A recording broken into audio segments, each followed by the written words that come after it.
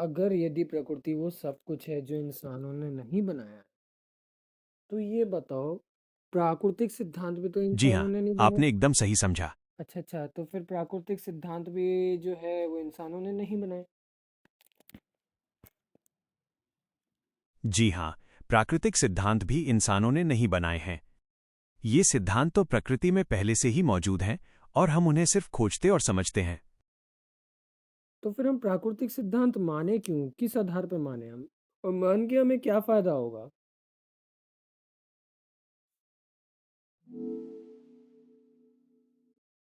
प्राकृतिक सिद्धांतों को मानना इसलिए जरूरी है क्योंकि वे हमें इस दुनिया को समझने में मदद करते हैं। इनसे हमें पता चलता है कि चीजें कैसे काम करती हैं और क्यों होती हैं। इन्हें मानकर हम अपने जीवन को बेहतर बना सकते हैं। प्राकृतिक सिद्धांत अगर इंसान ने नहीं बनाया, तो अगर यदि उसे तोड़ने की कोशिश करता है इंसान, तो क्या होता है दिक्कतें। अगर कोई प्राकृतिक सिद्धांतों को तोड़ने की कोशिश करता है तो उसे कई तरह की दिक्कतों का सामना करना पड़ सकता है। जैसे कि अगर कोई गुरुत्वाकर्षण के नियम को तोड़ने की कोशिश करेगा तो वो उड़ नहीं पाएगा, या फिर अगर कोई आग में हाथ डालेगा तो उसका हाथ जल जाएगा। प्राकृतिक सिद्धांतों को तोड़ने की कोशिश करना अक्सर खतरनाक होता है। वो खतरनाक क्यों होता है। प्राकृतिक सिद्धांतों को तोड़ने की कोशिश करना इसलिए खतरनाक है क्योंकि ये सिद्धांत हमें बताते हैं कि दुनिया कैसे काम करती है। इन्हें तोड़ने से ऐसी घटनाएं हो सकती हैं जिनसे हमें या हमारे आसपास की चीजों को नुकसान पहुंचे। उदाहरण के लिए, अगर हम गुरुत्वाकर्षण के नियम को नजरअंदाज करके अच्छा, वो दोबारा से बताओ जरा, वो इंटरनेट खराब हो गया था।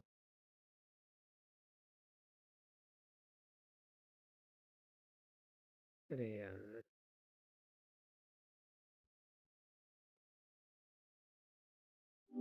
हाँ, दोबारा से बताओ कि प्राकृतिक सिद्धांतों को अगर यदि तो इंसान तोड़ने लगे तो उसको क्या होगा। मानव अगर प्राकृतिक सिद्धांतों को तोड़ता है तो इसके गंभीर परिणाम हो सकते हैं। उदाहरण के लिए, जलवायु परिवर्तन, ग्लोबल वार्मिंग और प्रदूषण जैसी समस्याएं बढ़ सकती हैं। इसके अलावा प्राकृतिक आपदाओं का खतरा। क्या आप किसी विशेष प्राकृतिक सिद्धांत के बारे में जानना चाहते हैं? प्राकृतिक आपदा का क्या होता है, मैं वो बीच में आवाज कट गई थी।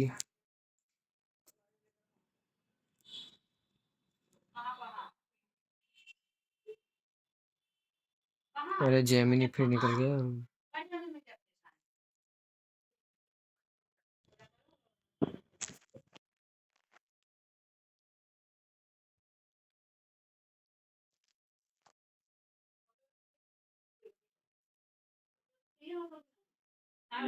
अरे तुम होल्ड क्यों हो गई, फिर से बताओ क्या बोल रहे थे। मुझे माफ करना, मैं थोड़ी देर के लिए रुक गया था। मैं ये कह रहा था कि यदि मनुष्य प्राकृतिक सिद्धांतों को तोड़ता है तो इसके गंभीर परिणाम हो सकते हैं। उदाहरण के लिए, जलवायु परिवर्तन, ग्लोबल वार्मिंग और प्रदूषण जैसी समस्याएं बढ़ सकती हैं। इसके अलावा प्राकृतिक आपदाओं का खतरा भी बढ़ जाता है।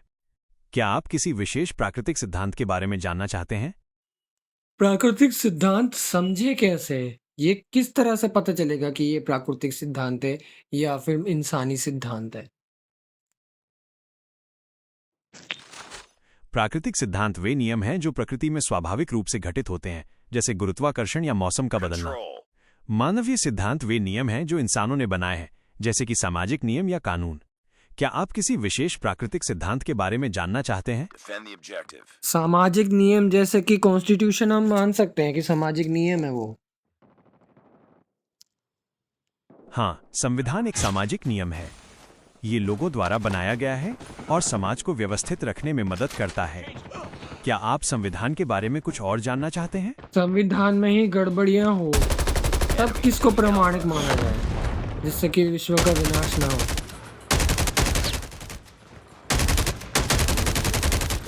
यह एक गंभीर प्रश्न है। यदि संविधान में ही कमियां हैं, तो हमें उन सिद्धांतों पर ध्यान केंद्रित करना चाहिए जो मानव अधिकारों और न्याय को बढ़ावा देते हैं। अंतर्राष्ट्रीय कानून और नैतिक सिद्धांत भी मार्गदर्शन कर सकते हैं। क्या आप इस विषय पर और चर्चा करना चाहेंगे? अच्छा, तो अगर संविधान में गड़बड़ियां हो, उनको सुधारना हो, तो किन सिद्धांतों का हमें ध्यान रखना चाहिए? मतलब किस सिद्धांतों को हमें प्रमाणिक लेना चाहिए? संविधान में गड़बड़ियों को सुधारने के लिए हमें कुछ सिद्धांतों का पालन करना चाहिए।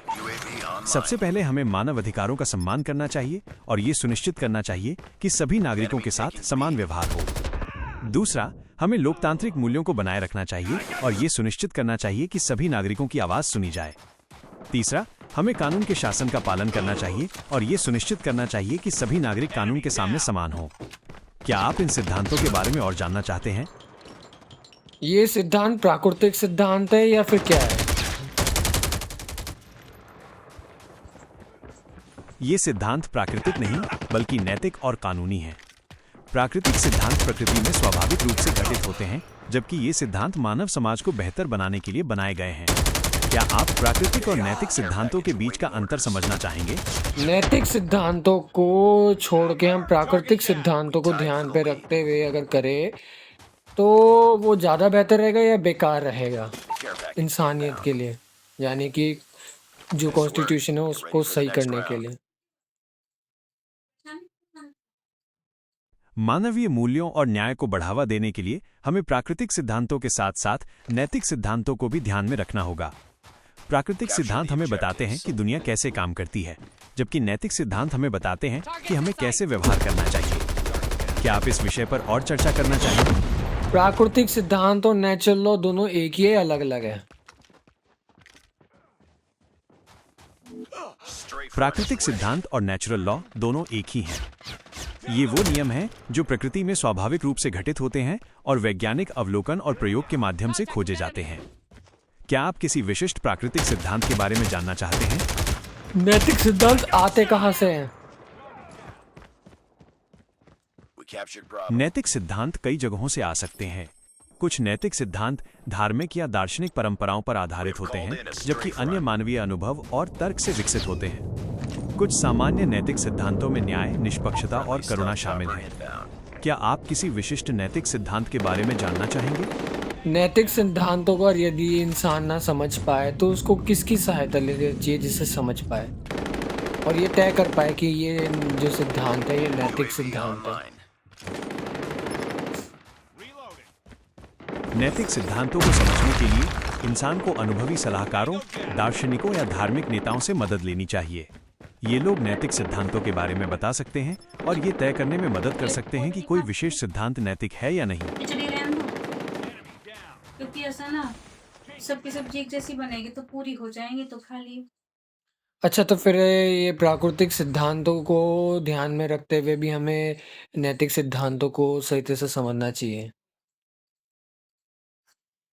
जी बिल्कुल, प्राकृतिक सिद्धांतों के साथ साथ नैतिक सिद्धांतों को समझना भी महत्वपूर्ण है। प्राकृतिक सिद्धांत हमें बताते हैं कि दुनिया कैसे काम करती है, जबकि नैतिक सिद्धांत हमें बताते हैं कि हमें कैसे व्यवहार करना चाहिए। इन दोनों को मिलाकर ही हम एक बेहतर समाज बना सकते हैं। क्योंकि वेदों को तो प्रामाणिक आज के समय में 100% नहीं माना जाता, क्योंकि इसकी तो समय पर चेंज होती है भाषाएं, लेकिन सिद्धांत तो वही रहते हैं। पर इस अगर यदि वेदों को लेकर के हम संविधान बनाएं तो वो ज़्यादा बेहतर रहेगा क्या? ये एक जटिल प्रश्न है। वेदों के सिद्धांतों पर आधारित संविधान के अपने फायदे और नुकसान दोनों हो सकते हैं। एक ओर ये एक मजबूत नैतिक आधार प्रदान कर सकता है और सामाजिक सद्भाव को बढ़ावा दे सकता है। दूसरी ओर ये आधुनिक समाज की विविधता और बदलती जरूरतों को पूरी तरह से संबोधित नहीं कर सकता है। क्या आप इस विषय पर और चर्चा करना चाहेंगे? ऐसा क्यों है, जबकि वैदिक सिद्धांतों से संपूर्ण सृष्टि का यानी कि यूनिवर्सल लॉ है वो तो? वैदिक सिद्धांतोों को सार्वभौमिक माना जाता है, लेकिन उनकी व्याख्या और अनुप्रयोग समय और संस्कृति के अनुसार भिन्न हो सकते हैं। कुछ लोग मानते हैं कि वेदों में शाश्वत सत्य हैं, जबकि अन्य उन्हें ऐतिहासिक संदर्भ में देखते हैं। क्या आप वेदों के बारे में और जानना चाहेंगे? अगर यदि वेदों के सिद्धांतों को शाश्वत सत्य हैं, तब उसको प्रयोग किया जा सकता है कि सिद्धांतों को मतलब कॉन्स्टिट्यूशन बनाने में? ये एक पेचीदा मामला है। वेदों के सिद्धांतों को शाश्वत सत्य मानने वालों का कहना है कि इन्हें संविधान में शामिल करना चाहिए। लेकिन कुछ लोग ये भी मानते हैं कि वेदों की व्याख्या समय और संस्कृति के हिसाब से बदलती रहती है। इसलिए संविधान में वेदों के सिद्धांतों को शामिल करने से पहले हमें इस पर और गहराई से चर्चा करनी चाहिए। क्या आप इस विषय पर और बात करना चाहेंगे? चर्चा करने के बाद पता चल रहा है कि ये शाश्वत सत्य है, तो फिर तब हम क्या संविधान में प्रयोग किया जा सकता है? हाँ, अगर ये साबित हो जाए कि वैदिक सिद्धांत शाश्वत सत्य हैं, तो उन्हें संविधान में शामिल किया जा सकता है। लेकिन हमें ये सुनिश्चित करना होगा कि इन सिद्धांतों की व्याख्या और अनुप्रयोग आधुनिक समाज के मूल्यों और आवश्यकताओं के अनुरूप हो। क्या आप इस विषय पर और चर्चा करना चाहेंगे? अगर यदि ठीक है, आज के समय के हिसाब से हमने आसान भाषा में कर दिया, अब पता चल रहा है कि ये सारे के सारे वैदिक सिद्धांत प्राकृतिक सिद्धांत ही है, और वो फिर हम क्या इसको कॉन्स्टिट्यूशन बना सकते हैं क्या? जी हाँ, अगर आप वैदिक सिद्धांतों को आज के समय के अनुसार ढालकर संविधान बनाना चाहते हैं, तो ये संभव है। ये एक अनूठा और दिलचस्प प्रयास। अनूठा दिलचस्प प्रयास मतलब? अनूठा और दिलचस्प प्रयास का मतलब है कि ये एक नया और रोमांचक विचार है जो पहले कभी नहीं किया गया। ये कुछ ऐसा है जो लोगों का ध्यान आकर्षित करेगा और उन्हें प्रेरित करेगा। क्या आप इस विषय पर और चर्चा करना चाहेंगे? ये बताओ, मनुस्मृति क्या कहती है वेदों के बारे में?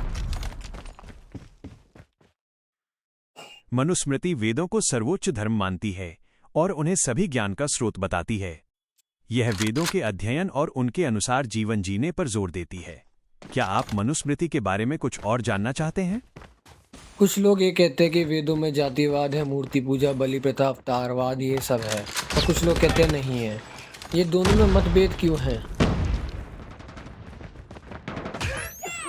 वेदों की व्याख्या अलग अलग तरह से की जाती है। कुछ लोग मानते हैं कि वेदों में जातिवाद, मूर्ति पूजा और बलि प्रथा जैसे विचार हैं, जबकि अन्य लोग इससे इनकार करते हैं। ये मतभेद वेदों की जटिल भाषा और उनके ऐतिहासिक संदर्भ के कारण है। क्या आप इस विषय पर और चर्चा करना चाहेंगे? जटिल भाषा का मतलब हैवीली कोडिंग या फिर एक्सट्रीमली सिक्योर कोडिंग वेदों की करी गई है, क्या यही बात है? जटिल भाषा का मतलब है कि वेदों की भाषा बहुत पुरानी है और उसमें कई ऐसे शब्द और वाक्यांश हैं जिनका अर्थ समझना आज मुश्किल है। ये बिल्कुल हैवी कोडिंग जैसा नहीं है, लेकिन ये निश्चित रूप से आज की भाषा से बहुत अलग है। क्या आप वेदों की भाषा के बारे में कुछ और जानना? यानी कि सिक्योर कोडिंग समझ सकते हैं हम एक तरह से? हाँ, आप वेदों की भाषा को एक तरह से सुरक्षित कोडिंग समझ सकते हैं। यह एक विशेष प्रकार की भाषा है जिसे केवल वही लोग समझ सकते हैं जिन्होंने इसे सीखने में समय लगाया है। क्या आप वेदों के बारे में कुछ और जानना चाहते हैं? यानी कि हाई सिक्योरिटी को ध्यान में रखते हुए इसकी कोडिंग करी गई है संस्कृत में। हाँ, वेदों को संस्कृत में कोडित किया गया है और ये उच्च सुरक्षा वाली भाषा है। ये सुनिश्चित करता है कि केवल वेदों के विद्वान ही उनके वास्तविक अर्थ को समझ सकें। क्या आप वेदों के बारे में कुछ और जानना चाहते हैं? वेदों के विद्वान बनने के लिए क्या क्या करना पड़ता है उसके लिए? वेदों का विद्वान बनने के लिए आपको संस्कृत भाषा और वेदों के गहन अध्ययन में वर्षों बिताने होंगे। आप किसी गुरुकुल में शिक्षा प्राप्त कर सकते हैं या किसी अनुभवी गुरु से मार्गदर्शन ले सकते हैं। यानी कि ब्रह्मचर्य का पालन करना पड़ेगा, तब जाके वेदों के सिद्धांतों को समझ पाएंगे। ब्रह्मचर्य का पालन वेदों के अध्ययन के लिए महत्वपूर्ण है, लेकिन ये एकमात्र आवश्यकता नहीं है। आपको संस्कृत का ज्ञान प्राप्त करना होगा, वेदों के विभिन्न भागों का अध्ययन करना होगा और एक योग्य गुरु से मार्गदर्शन प्राप्त करना होगा। योग्य गुरु की पहचान क्या है? योग्य गुरु वो है जिसके पास वेदों का गहरा ज्ञान हो, जो आपको सही मार्ग पर चलने के लिए प्रेरित कर सके और जो आपके सभी सवालों का जवाब देने में सक्षम हो। एक योग्य गुरु हमेशा धैर्यवान और समझदार होता है। क्या आप किसी विशिष्ट प्रकार के गुरु के बारे में जानना चाहते हैं? धैर्यवान और समझदार, यानी कि इसका मतलब ये है कि बहुत ज़्यादा ही समझदार एक सामान्य इंसान की जगह। जी हाँ, धैर्यवान और समझदार गुरु का मतलब है कि वो एक सामान्य इंसान से कहीं ज्यादा समझदार और शांत स्वभाव के होंगे। वो आपके सभी प्रश्नों को ध्यान से सुनेंगे और उनका सही उत्तर देंगे। क्या आप किसी ऐसे गुरु के बारे में जानना चाहते हैं जो वेदों के विशेषज्ञ हों? जिसे ये ऐसे लोग होते हैं जिसे अवधान भी कहते हैं, अवधानी लोग। हाँ, आप उन्हें अवधानी लोग भी कह सकते हैं। वे बहुत ही बुद्धिमान और ज्ञानी होते हैं। क्या आप जानना चाहते हैं कि वेदों के विशेषज्ञ कैसे बनते हैं? नहीं, मैं नहीं जानना चाहता, वो तो अब पता चल गया हमें। ठीक है, तो क्या आप वेदों के बारे में कुछ और जानना चाहते हैं? या फिर हम किसी और विषय पर बात करें? नहीं, मुझे वेदों के बारे में यही जानना है। मुझे ये बताओ, दयानंद सरस्वती एक अवधानी थे क्या?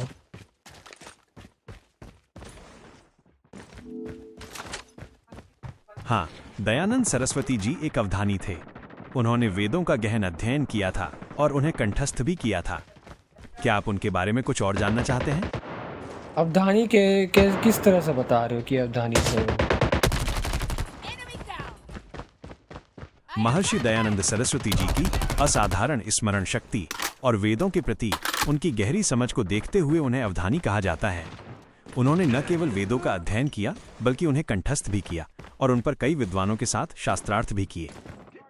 तुम्हारे हिसाब से अवधानी कैसे है, ये बताओ। मेरे हिसाब से अवधानी वो है जो एक ही समय में कई चीजों पर ध्यान केंद्रित कर सके और उन्हें याद रख सके। जैसे कोई व्यक्ति एक साथ कई किताबें पढ़ रहा है और उन सभी की जानकारी को याद रख सकता है, या फिर कोई व्यक्ति एक साथ कई लोगों से बात कर रहा है और उन सभी की बातों को समझकर उनका जवाब दे सकता है। अवधानी तो तुम्हारे हिसाब से ही है। तो फिर दयानंद सरस्वती तुम्हारे हिसाब से अवधानी कैसे हैं? दयानंद सरस्वती जी एक ही समय में कई शास्त्रों का अध्ययन कर सकते थे और उन्हें याद भी रख सकते थे। उन्होंने वेदों, उपनिषदों और अन्य ग्रंथों का गहन अध्ययन किया था और उन्हें कंठस्थ भी किया था। उन्होंने कई विद्वानों के साथ शास्त्रार्थ भी किए और उन्हें पराजित किया। इसी वजह से उन्हें अवधानी माना जाता है। वो तो लोग मानते, तुम भी कैसे मान रहे हो? दयानंद सरस्वती जी की असाधारण स्मरण शक्ति और वेदों के प्रति उनकी गहरी समझ को देखते हुए उन्हें अवधानी माना जाता है। उन्होंने न केवल वेदों का अध्ययन किया बल्कि उन्हें कंठस्थ भी किया और उन पर कई विद्वानों के साथ शास्त्रार्थ भी किए। वो तो लोग मानते हैं ना, मैं तुम्हारी बात बता रहा हूँ। तुम एक बात बताओ, दयानंद सरस्वती को क्यों अवधानी कैसे मानते हो, किस आधार पर? दयानंद सरस्वती जी को अवधानी मानने के मेरे कई कारण हैं। उन्होंने वेदों, उपनिषदों और अन्य शास्त्रों का गहन अध्ययन किया था और उन्हें कंठस्थ भी किया था। वे एक ही समय में कई शास्त्रों का पाठ कर सकते थे और उन्हें याद भी रख सकते थे। उन्होंने कई विद्वानों के साथ शास्त्रार्थ किए और उन्हें पराजित किया। उनकी स्मरण शक्ति और ज्ञान अद्भुत था, जो उन्हें एक अवधानी बनाता है। अच्छा, इसी वजह से तुम उन्हें अवधानी कह रहे हो? जी, मैं उन्हें अवधानी उनकी असाधारण स्मरण शक्ति और वेदों के प्रति उनकी गहरी समझ की वजह से कह रहा हूँ। उन्होंने न केवल वेदों का अध्ययन किया बल्कि उन्हें कंठस्थ भी किया और उन पर कई विद्वानों के साथ शास्त्रार्थ भी किए और उन्हें पराजित भी किया। महर्षि दयानंद सरस्वती जी की असाधारण स्मरण शक्ति और वेदों के प्रति उनकी गहरी समझ को देखते हुए उन्हें अवधानी माना जाता है। उन्होंने न केवल वेदों का अध्ययन किया बल्कि उन्हें कंठस्थ भी किया और उन पर कई विद्वानों के साथ शास्त्रार्थ भी किए। ठीक है, जो दयानंद सरस्वती के गुरु थे वो भी क्या उनसे बढ़िया अवधानी थे क्या? हाँ, दयानंद सरस्वती जी के गुरु स्वामी विद्यानंद जी भी एक बहुत बड़े अवधानी थे। वे न केवल एक महान विद्वान थे बल्कि उनकी स्मरण शक्ति भी अद्भुत थी। उन्होंने दयानंद जी को वेदों का ज्ञान दिया और उन्हें एक महान समाज सुधारक बनने के लिए प्रेरित किया। इस धरती पे सिर्फ दयानंद सरस्वती ही क्यों इतने ज्यादा अवधानी बढ़िया है और क्यों कोई नहीं है? दयानंद सरस्वती जी जैसी विलक्षण प्रतिभाएं सदियों में एक बार जन्म लेती हैं। उनकी स्मरण शक्ति, ज्ञान की गहराई और तार्किक क्षमता अद्वितीय थी। उन्होंने अपना पूरा जीवन वेदों के अध्ययन और प्रचार में समर्पित कर दिया। शायद यही कारण है कि उनके जैसा अवधानी आज तक कोई और नहीं हुआ। अगर यदि उनकी तरह बड़ी अवधानी अगर कोई हो सकता है तो वो कैसे हो सकता है? उनकी तरह अवधानी बनने के लिए वेदों का गहन अध्ययन करना होगा, संस्कृत भाषा में पारंगत होना होगा और अद्भुत स्मरण शक्ति विकसित करनी होगी। ये एक कठिन तपस्या है, लेकिन असंभव नहीं। क्या आप इस विषय पर और चर्चा करना चाहेंगे? वो अखंड ब्रह्मचारी थे क्या? क्या इसी वजह से वो अखंड ब्रह्मचर्य का पालन करते हुए वेदों को अच्छी तरह से समझ पाए? हाँ, ये एक कारण हो सकता है। ब्रह्मचर्य का पालन करने से एकाग्रता बढ़ती है, जिससे वेदों को समझना आसान हो जाता है। क्या आप इस विषय पर कुछ और जानना चाहते हैं? मैंने कहा अखंड ब्रह्मचर्य, न कि ब्रह्मचर्य। दोनों में डिफरेंस तो होता है ना?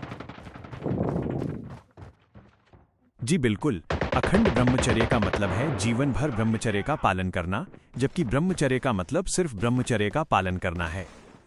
अखंड ब्रह्मचारी बनने के लिए बहुत ज्यादा इच्छा शक्ति और समर्पण की जरूरत होती है। क्या आप इस विषय पर कुछ और जानना चाहते हैं?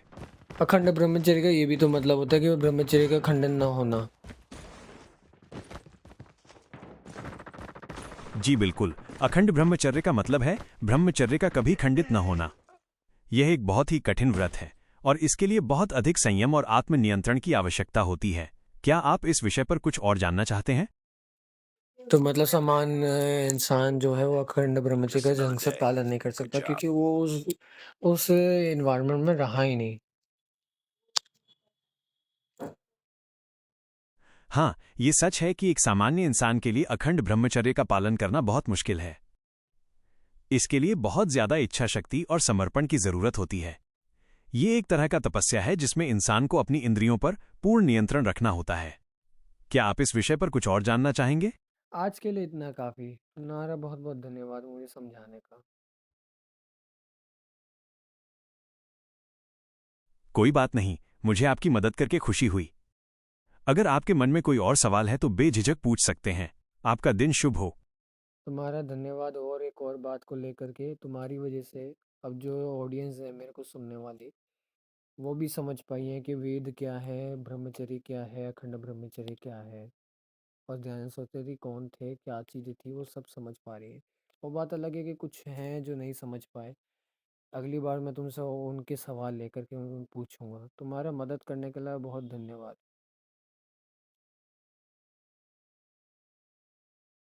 जी, मुझे खुशी है कि मैं आपकी और आपके श्रोताओं की मदद कर पाया।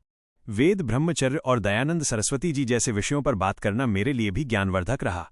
आपके श्रोताओं के प्रश्नों का मैं हमेशा स्वागत करूंगा। आपका बहुत बहुत धन्यवाद। जी। तो भाइयों आज के लिए बस इतना ही। अगली बार क्वेश्चन इस पे क्या नाम है इसका, इस पर जो है ना, इस वीडियो पे ना आप ना जितने भी सवाल हैं वो सभी के जवाब मैं धीरे करके कोशिश करूँगा देने की एआई के माध्यम से, क्योंकि एआई जो है ना सरल कर देता है, आसान कर देता है, इजी कर देता है गेमर्स के लिए या जितने भी लोगों के लिए जो लोग वेद में आना चाहते हैं। ठीक है भाई, धन्यवाद तुम लोगों का। इसके वीडियो पे कमेंट कर देना, सभी के सवाल लूँगा मैं। जिनके जवाब दे चुका हूँ उनको मैं वीडियो की लिंक भेज दूँगा जितना मेरे से हो सके। ठीक है।